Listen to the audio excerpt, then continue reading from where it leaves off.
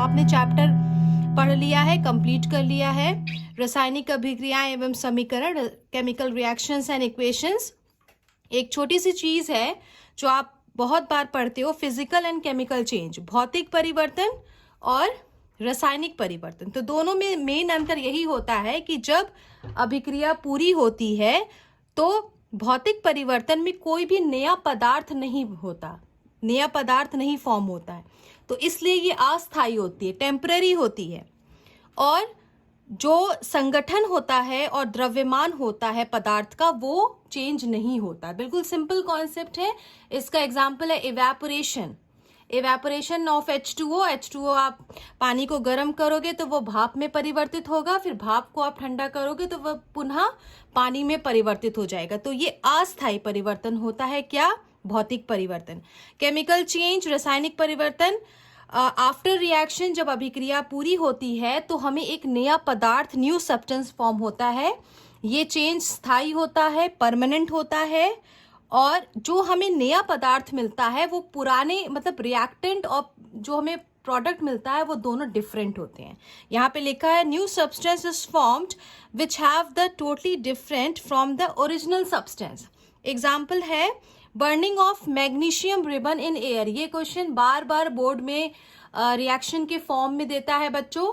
ऐसे दे देगा कि burning of magnesium ribbon in air, तो उसका आपको इक्वेशन लिखना होगा। ये मैग्नीशियम है, ये एयर है, जब ये बर्न करता है तो मैग्नीशियम का ऑक्साइड प्रोड्यूस होता है। तो this is the example of chemical change. तो जितने भी आपने केमिकल इक्वेशंस किए, रासायनिक समीकरण किए हैं, वो सारे जो है आपके केमिकल चेंज है। नेक्स्ट आपने जो पढ़ा है different type of chemical reactions, different type of chemical reactions, रासायनिक अभिक्रियाओं के प्रकार पढ़ा है। बहुत बार मैंने इसको बताया, डिटेल में बताया है। एक बार फिर सुन लो आप लोग। कॉम्बिनेशन रिएक्शन यानी संयोजन अभिक्रिया, कोई भी दो या दो से अधिक रिएक्टेंट या अभिकारक रिएक्ट करेंगे, संयोजन करेंगे और हमें एक नया उत्पाद यानी प्रोडक्ट मिलेगा। इसमें हमेशा याद रखना एक प्रोडक्ट हमेशा मिलता है। यहाँ पे रिएक्टेंट एक से ज्यादा होंगे लेकिन प्रोडक्ट हमेशा एक होगा। ये जो इसके एग्जाम्पल्स हैं, ये बोर्ड में बार बार पूछा है। ये आप ऑर्गेनिक केमिस्ट्री में इसको डिटेल में पढ़ोगे। इथाइलिन, इथेन, ये सारे हाइड्रोकार्बन हैं। हाइड्रोकार्बन मतलब जो कार्बन और हाइड्रोजन से मिलके बना है। तो सिंपल देखो, C2H4 इसको इथाइलिन बोलते हैं। और जब हॉट निकल, गरम निकल, ये एक उत्प्रेरक का काम करेगा और तापमान है, टेम्परेचर है 200 से 300 डिग्री सेंटीग्रेड, तो हमें इथेन मिल जाएगा। सिंपली क्या हो रहा है, हाइड्रोजन का एडिशन हो रहा है, संयोजन हो रहा है, कॉम्बिनेशन हो रहा है। नेक्स्ट, ये भी रिएक्शन बहुत बोर्ड में पूछता है। C2H2 और निकल के साथ जब कंबाइन करेंगे तो बस आपको हाइड्रोजन की संख्या बढ़ाते जाना है। तो C2H2 कन्वर्ट हो गया C2H4 में, दोबारा वो निकल के प्रेजेंस में जब रिएक्ट करेगा तो हमें प्राप्त होगा C2H6, जिसको बोलते हैं इथेन। जो ऑर्गेनिक केमिस्ट्री में ये आता है, कार्बनिक रसायन में आता है, जिसका आप एक डिटेल चैप्टर आप पढ़ोगे बाद में। तो इसके लिए ये संयोजन अभिक्रिया के लिए ये बहुत इंपॉर्टेंट है। नेक्स्ट आपने पढ़ा डिकम्पोजिशन रिएक्शन यानी कि अपघटन अभिक्रिया। ये 3 प्रकार की होती है, थर्मल, तापीय, फोटोकेमिकल मतलब प्रकाश रासायनिक अभिक्रिया, और इलेक्ट्रोलिटिक मतलब वैद्युत अपघटन। सबके नाम से आपको पता चल रहा है कि अपघटन में कोई भी जो रिएक्टेंट होता है वो हमेशा एक होगा, अभिकारक एक होगा, लेकिन प्रोडक्ट वो जितने भी टाइप्स में टूटेगा। जैसे A-B है, ये टूट रहा है A+B में। अगर A-B-C कोई रिएक्टेंट होता, अभिकारक होता, तो वो टूटता A+B+C में। इसके एग्जाम्पल्स उसके वीडियोज में मैंने बहुत डिटेल में पढ़ाया है। नेक्स्ट आपने पढ़ा है डिस्प्लेसमेंट रिएक्शन, विस्थापन अभिक्रिया। A+BC will give B+AC, detail में पढ़ा है आपने।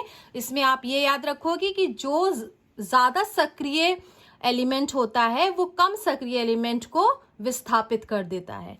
डबल डिस्प्लेसमेंट या द्विविस्थापन में आपने पढ़ा AB+CD विल गिव CB+AD, जहां पे कैटायन क्या है, A और C कैटायन है यानी धनायन है, और B और D क्या है, एनायन यानी ऋणायन है। ये सारे आप डिटेल में पढ़ चुके हो। ऑक्सीडेशन एंड रिडक्शन, उपचयन एवं अपचयन, ये सारे रिएक्शंस आपके या तो शॉर्ट नोट्स में आ सकता है या आपको दे देगा, तो उसके लिए आप कॉन्सेप्ट बिल्कुल क्लियर रखना कि अगर कुछ भी पूछता है तो आप उसको रटो मत, आप उसको समझ के और किस तरीके से बोर्ड में क्वेश्चंस दे रहा है उसी हिसाब से मैंने आपको पढ़ाया है। तो ऑक्सीडेशन और रिडक्शन में मैंने डिटेल एक लेक्चर दिया था, एक बार आप फिर से देख लो। उपचयन अपचयन, उपचयन में ऑक्सीडेशन में ऑक्सीजन हमेशा ऐड होगा, हाइड्रोजन हमेशा निकलेगा, रिडक्शन में हाइड्रोजन हमेशा जुड़ेगा और ऑक्सीजन हमेशा निकलेगा। कब? जब रिएक्टेंट प्रोडक्ट में कन्वर्ट होगा तब आपको चेक करना पड़ेगा कि क्या ऑक्सीजन ऐड हो रहा है या निकल रहा है, तो उस हिसाब से आप डिसाइड करोगे कि उपचयन अभिक्रिया है या अपचयन अभिक्रिया है। नेक्स्ट मैंने इलेक्ट्रॉनिक सिद्धांत भी बताया था, सिंपल मैंने डिटेल लेक्चर दिया है। लॉस ऑफ वन और मोर इलेक्ट्रॉन, अगर एक या एक से ज्यादा इलेक्ट्रॉन निकल रहे हैं तो वो होगा उपचयन। रिडक्शन, अगर एक या एक से ज्यादा इलेक्ट्रॉन गेन किया जा रहा है, ग्रहण हो रहा है, तो वो है रिडक्शन यानी अपचयन। तो ये सारे डिटेल्स आप लोग जितने भी टाइप्स ऑफ केमिकल रिएक्शन है, रासायनिक अभिक्रियाओं के प्रकार, उसको अच्छे से, जितने भी सवाल है, जितने भी इक्वेशंस हैं, आप उसको ध्यान से करना, प्रैक्टिस करना और ये जो इक्वेशन सारे हैं इसको ध्यान रख के सॉल्व करिएगा। और जो भी आप बुक्स हैं एनसीईआरटी के वो ऑनलाइन अवेलेबल हैं, आप कहीं पे भी ऑनलाइन से जाके आप उसके पीडीएफ को डाउनलोड कर सकते हो। नेक्स्ट एक शॉर्ट नोट कभी कभी पूछता है आपका, difference between thermal dissociation and thermal decomposition. अगर देखा जाए डिसोसिएशन यानी तापीय वियोजन और थर्मल डीकॉम्पोजिशन मतलब तापीय अपघटन, तो इन दोनों में बहुत ज्यादा अंतर नहीं होता है बच्चों, इन दोनों में बहुत ज्यादा अंतर नहीं होता। सिर्फ आप इन दोनों में क्या अंतर होता है वो मेन चीज आप समझ लो। थर्मल डिसोसिएशन यानी तापीय वियोजन में क्या होता है, इस रिएक्शन को देखो, ये एरो क्या बता रहा है, ये रिएक्शन दोनों डायरेक्शन में हो सकता है, बैकवर्ड और फॉरवर्ड दोनों रिएक्शन, मतलब ये उत्क्रमणीय होता है, रिवर्सिबल होता है, ठीक है। लेकिन थर्मल डिकॉम्पोजिशन और तापीय अपघटन इरिवर्सिबल होता है, अनुत्क्रमणीय होता है। और नेक्स्ट इसका ये है कि अगर तापीय वियोजन में अगर उत्पाद को हम ठंडा करें तो दोबारा पुनः संयोजन के द्वारा हमें ओरिजिनल प्रोडक्ट मिलता है। Products on cooling recombine to form original products. ये एरो से हमेशा याद रखना, दोनों तरफ जो एरो होता है that tells the reaction is reversible, मतलब अमोनियम क्लोराइड अमोनिया गैस और क्लोरीन गैस में टूट रहा है और दोबारा अमोनिया और क्लोरीन कंबाइन करके अमोनियम क्लोराइड बना लेगा, ये होगा उत्क्रमणीय या रिवर्सिबल रिएक्शन। थर्मल डिकॉम्पोजिशन तापीय अपघटन में products do not combine, products मतलब उत्पाद, जैसे देखो कैल्शियम कार्बोनेट टूटा है, डिकॉम्पोजिशन हुआ है, अपघटन हुआ है और CaO यानी कैल्शियम ऑक्साइड और CO2 में परिवर्तित हुआ है, तो ये दोनों दोबारा कंबाइन नहीं कर सकते। फिर आपने केमिकल इक्वेशंस पढ़ा, रासायनिक समीकरण बैलेंस्ड होता है, अनबैलेंस्ड होता है। बैलेंस समीकरण मतलब संतुलित समीकरण का सिर्फ एक क्राइटेरिया होता है कि it should follow law of conservation of मास। द्रव्यमान के संरक्षण का सिद्धांत अगर कोई भी समीकरण फॉलो कर रहा है तो that will be called as balanced equation यानी संतुलित समीकरण। और आपको ये ध्यान देना होगा कि mass of reactant should be always equal to mass of product, यही तो आपका law of conservation of mass कहता है। तो एग्जाम्पल यहाँ पे लिखा है, आपको जब भी रिएक्शन बैलेंस करना होगा तो बस ये ध्यान देना कि एरो रहता है, एरो के लेफ्ट हैंड साइड पे हमेशा अभिकारक यानी रिएक्टेंट होता है। ये प्लस साइन ये दिखाता है कि जो भी पर्टिकुलर कंपोनेंट है, कंपाउंड है, वो आपस में जुड़ रहे हैं, प्लस साइन दिखाता है। और एरो दिखाता है कि रिएक्टेंट यानी अभिकारक कन्वर्ट हो गया, बदल गया प्रोडक्ट में। तो आपको बैलेंस करने के लिए अच्छे से पता है कि आपको टेबल बनाना होगा, टोटल एलिमेंट्स कितने हैं, आपको ये लिखना होगा। मैंने डिटेल इसको पढ़ाया है, तो एक बार फिर से आप देख लो। यहाँ पे देखो H2 यहाँ पे 2 है, ये संख्या H की संख्या कितनी है 2 है, लेकिन प्रोडक्ट और उत्पाद साइड पे एक ही है, तो आप HCl के आगे 2 लगा दोगे। अब फिर दोबारा चेक करो, रिएक्टेंट साइड पे अभिकारक साइड पे H2 है, इधर भी 2 है, और अभिकारक के साइड पे क्लोरीन 2 है और इधर भी क्लोरीन 2 है। आपने डिटेल में पढ़ा है, तो रिएक्शंस आप जितना प्रैक्टिस करो आपके लिए उतना ज़्यादा अच्छा होगा। नेक्स्ट आपने बहुत सारे शॉर्ट नोट्स पढ़े हैं। एक्सोथर्मिक एंडोथर्मिक रिएक्शन यानी ऊष्माक्षेपी एवं ऊष्माशोषी, नाम से ही पता चला। ऊष्माक्षेपी मतलब जब एनर्जी बाहर निकलेगी, कब? जब रिएक्टेंट प्रोडक्ट में चेंज होगा, अभिकारक उत्पाद में जब परिवर्तित होगा तो एनर्जी बाहर निकलेगी। एंडो ऊष्माशोषी मतलब एनर्जी अवशोषित होगी। ये आप मैंने बहुत डिटेल में बताया, एग्जाम्पल भी आप देख लेना। न्यूट्रलाइजेशन रिएक्शन, उदासीनीकरण, सिंपल एसिड और बेस रिएक्ट करेंगे और क्या बनेगा? सॉल्ट और वाटर, यानी अम्ल और क्षारक रिएक्ट करेंगे और हमें क्या प्राप्त होगा? लवण और जल। प्रेसिपिटेशन रिएक्शन, अवक्षेपण अभिक्रिया, आपको पता है कि जब अभिक्रिया, ऐसी अभिक्रिया जिसमें हमें अविलेय पदार्थ मतलब मिले, अविलेय पदार्थ मिले, उसको कहेंगे अवक्षेपण अभिक्रिया। ऐसी अभिक्रियाएं जिसमें अगर कोई भी 2 विलयन हो, आप उनको मिलाओगे तो जो आपको उत्पाद प्राप्त होगा, जो प्रोडक्ट ऑब्टेन होगा, दैट विल बी इनसॉल्युबल, अविलय होगा। तो ऐसे अभिक्रियाएं, मैंने एग्जांपल भी आपको दिया है। ये सारे शॉर्ट नोट्स के लिए बच्चों बहुत इंपॉर्टेंट है।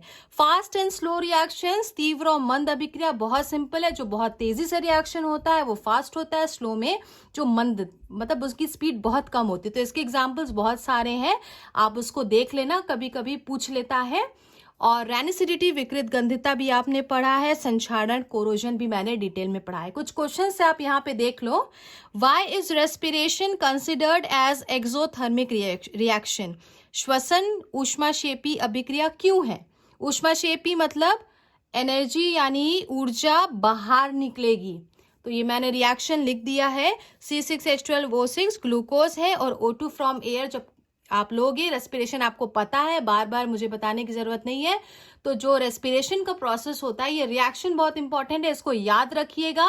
और हीट देखो, ये बाहर निकल रही है, जो एनर्जी है या ऊर्जा है वो हीट के फॉर्म में बाहर निकल रही है, इसीलिए एक्सोथर्मिक रिएक्शन का एग्जाम्पल है।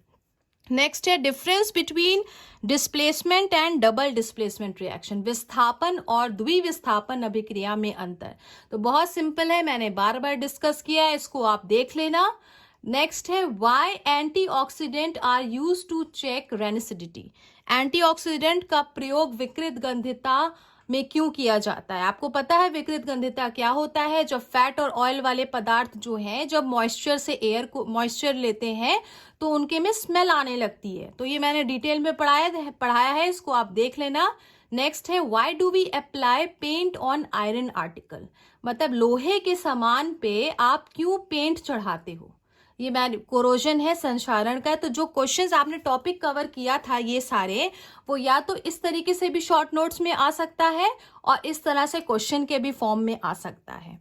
तो आप जो भी आप सैटरडे को असाइनमेंट्स देगा आप उसको ज़रूर करिएगा, अपने क्लास वर्क कॉपी में भी उसको कर लीजिएगा। अगर आपके पास कोई फेयर रजिस्टर नहीं है तो उसको अच्छे से एकदम सिस्टमैटिकली मैंने जैसे पढ़ाया है उसको वैसे ही करिएगा। बहुत सारी छोटी छोटी चीज़ें हैं जो आपको जब बुक मिलेगी, जब आपके पास बुक अवेलेबल होगा तो आपको पता चलेगा। तो आपके बोर्ड है तो सिंसियरली पढ़ो, सीरियसली पढ़ो और अच्छे से पढ़िए। स्पेशली केमिस्ट्री में बहुत ज़्यादा आपको प्रैक्टिस की ज़रूरत है। अगर रिएक्शन नहीं कर पा रहे हो, अगर आप फॉर्मूला नहीं बना पा रहे हो तो आपके लिए बहुत दिक्कत है। इसलिए आप इसको बहुत प्रैक्टिस करो and try to solve the assignment. It is very easy.